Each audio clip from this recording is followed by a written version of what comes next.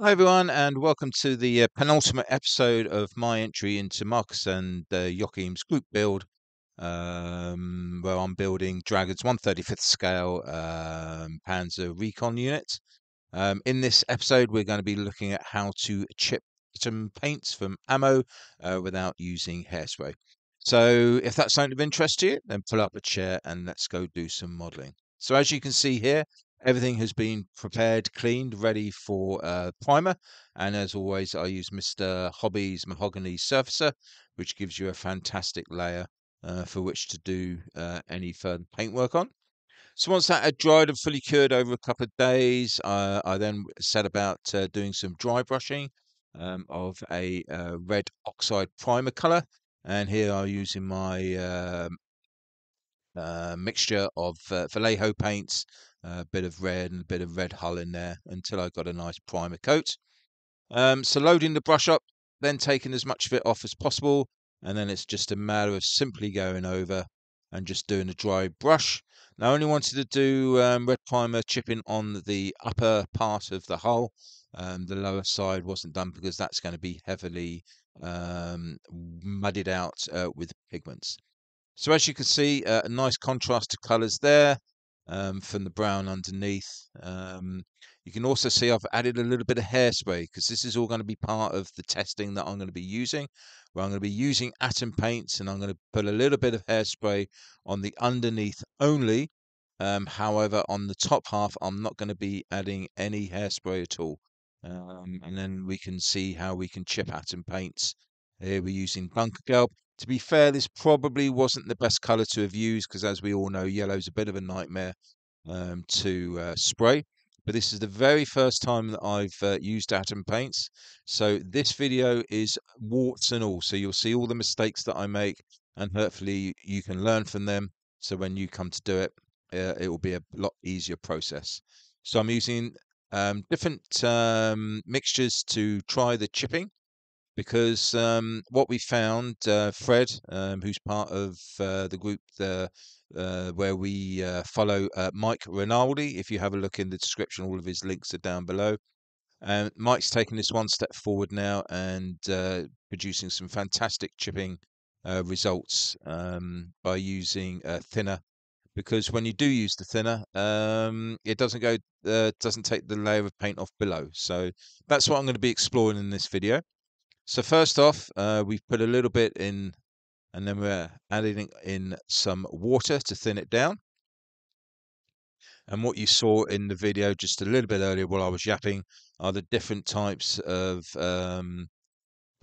mixtures that we're going to be using, substances, should I say, to thin the paint and create those chips.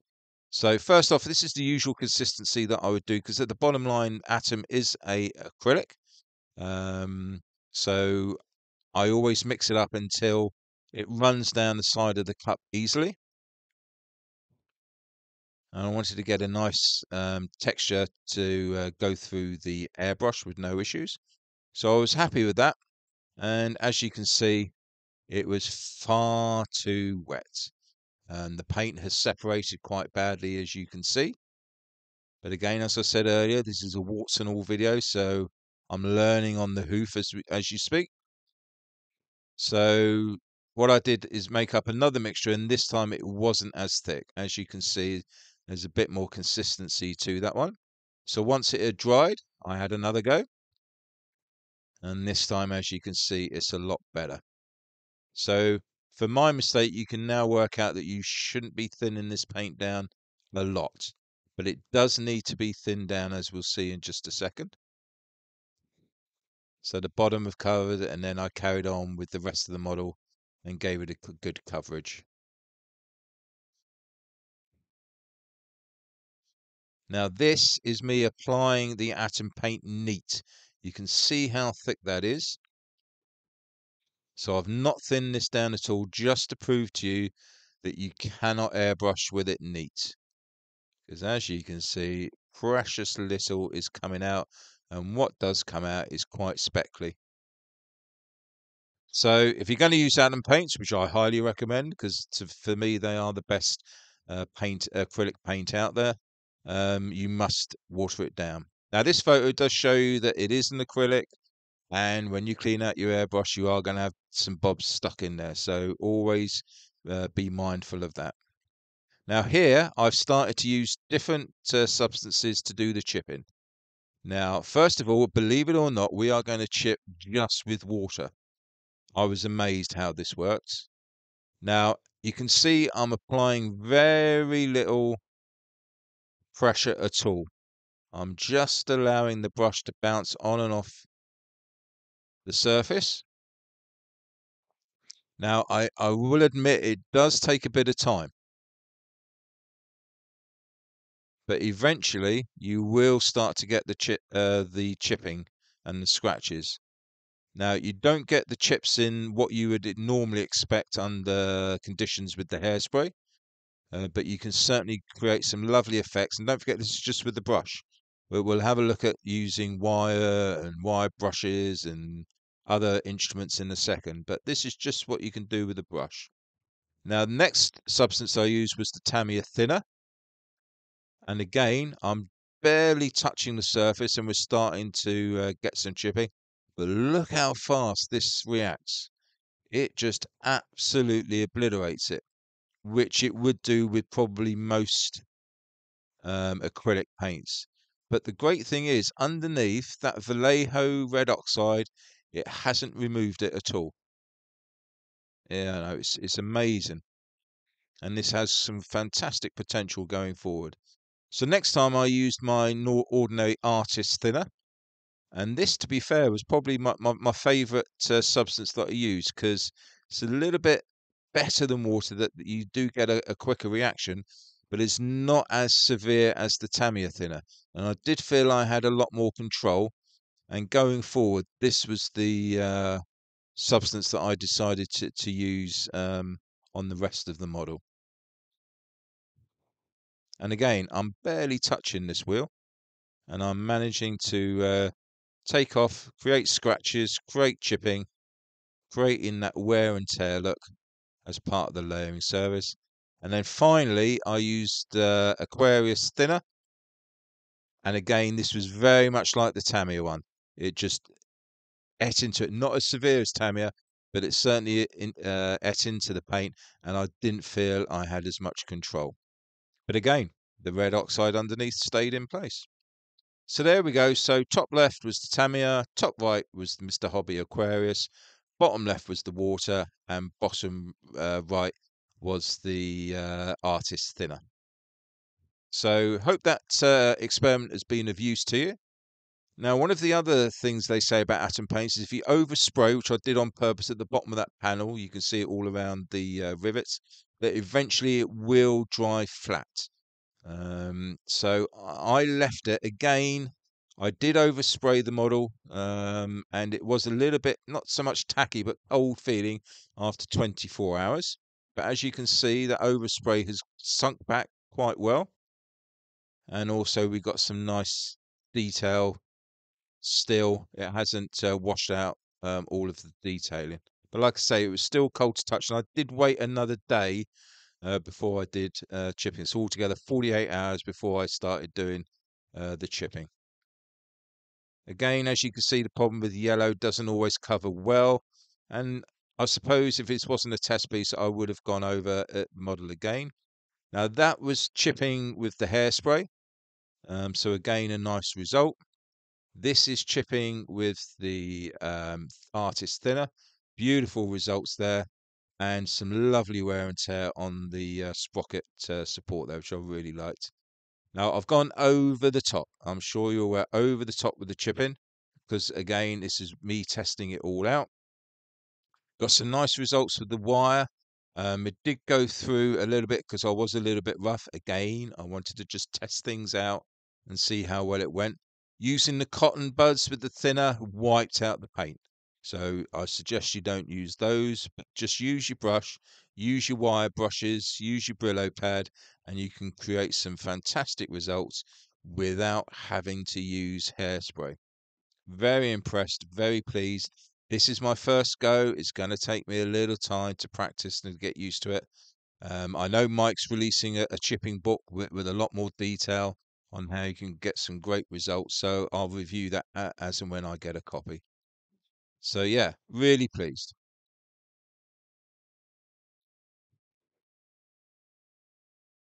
As you can see with the exhaust, I'm a real OTT here. I just wanted to see what sort of results I can get with the different brushes and wires, etc., that I was using. But all over with the metal, understandably, as you would do if you chip too hard on photo etch and metal, it did take some of the paint off. So that's what I expected. You can see my thumbprint there, so you have to be careful. You can quite easily take it off as well. A couple of thumbprints there. So probably wear gloves next time I do it. But again, I've used yellow. This is probably not the best color to have used. So I look forward to trying, say, on sort of Panzer Grey and on olive drab, that sort of thing. So I'll leave you a few stills so you can see the sort of effects that you can get. But I do suggest that you do try it out and see how you get on. And hopefully you'll be as impressed and as happy as I am.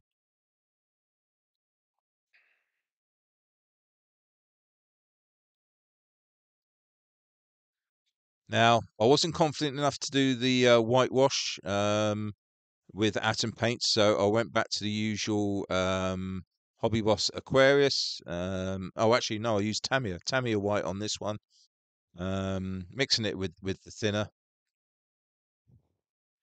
getting that nice consistency, and then as you can see, nice coverage. Bearing in mind I've added hairspray. Don't forget we've added some hairspray. We've got some nice crazing on the wheels as well, which I was really pleased with. And then with the normal way that we do hairspray chipping, it was a matter of wetting the surface first. My apologies for the blurry pictures. And then getting our brush, and as you can see, we're starting to get some nice chipping effects. Altogether, I probably spent about an hour using my usual wire pen and a bit of Brillo pad and getting some nice effects. Again, I'm not used to chipping Tamiya or Aquarius, so again, I'm still getting used to it all. But all in all, I was really pleased. Some of the chips came off large in places, but that wasn't an issue. That can just be touched up later. But there's some really, I mean, look at that. I mean, that's just lovely. That's gold there. Nice chipping, nice patination. Really pleased.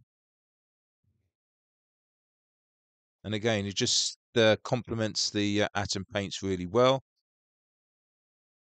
Here we, for whatever reason, that one patch came off completely. I don't know why. Again, the joys of using acrylics. It did come off, but no problem at all. That was just touched back up again because that's where the decal cross is going to be going.